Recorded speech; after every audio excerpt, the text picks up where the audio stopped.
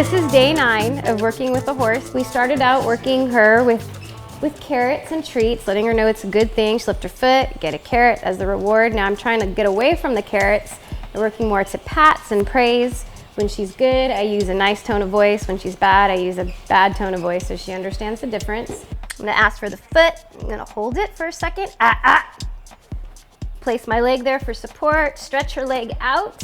We're starting to stretch the limits a little bit. I'm starting to put her foot between my knees, hammering on it like a farrier would. Hammering. I'm switching hand to hand so she feels that little give and release. Hammer it again. I'm gonna hold it a little longer now. She can't have it back until I tell her it's okay to have it back. Good girl. So it's been a few weeks working with this girl's feet. She's become quieter, more willing, less resistant. So when I start her off every single time, I always start off the same way, putting my hand on her, running my hand down her leg, letting her know what I want. She's starting to shift her weight for me, and she's going to pick up her foot. I'm also trying to manipulate her leg more as a farrier would do. She needs to comfortably stand. Don't eat my mic. I'm gonna pound on it. I've also worked on stretching her forward. Again, I'm looking for no resistance, looking for her to willingly give her leg to me. So I'm gonna move to her hind end, again, rubbing my hand down her body so she knows exactly where I'm going for, know exactly what I want. She's shifting her weight for me. I'm gonna support her with my legs. This mare needs a lot of support to know where I want her. She's resisting me, I'm not giving in. I'm wait for her to relax. I'm gonna stretch her out.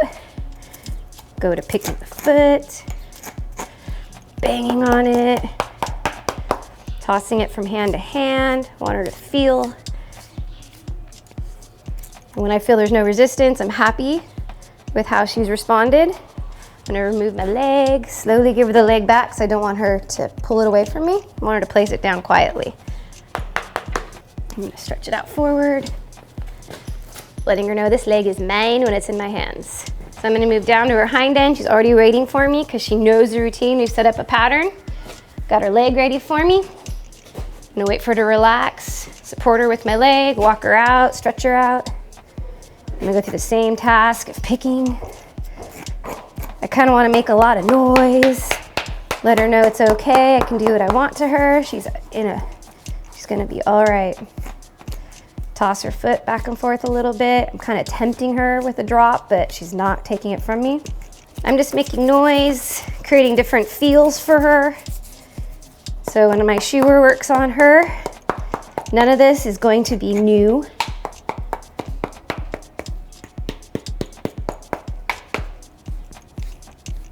When I feel there's no resistance, I feel she's accomplished her job correctly. I'm gonna remove my leg, still supporting her, letting her have her leg back gently, and a good pat on the butt for being a good girl.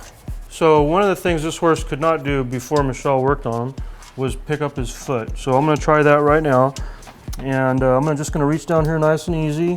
And I'm gonna verify that this horse will let me tap on its foot, work on it, and that the horse isn't jumping around or scared, is very quiet.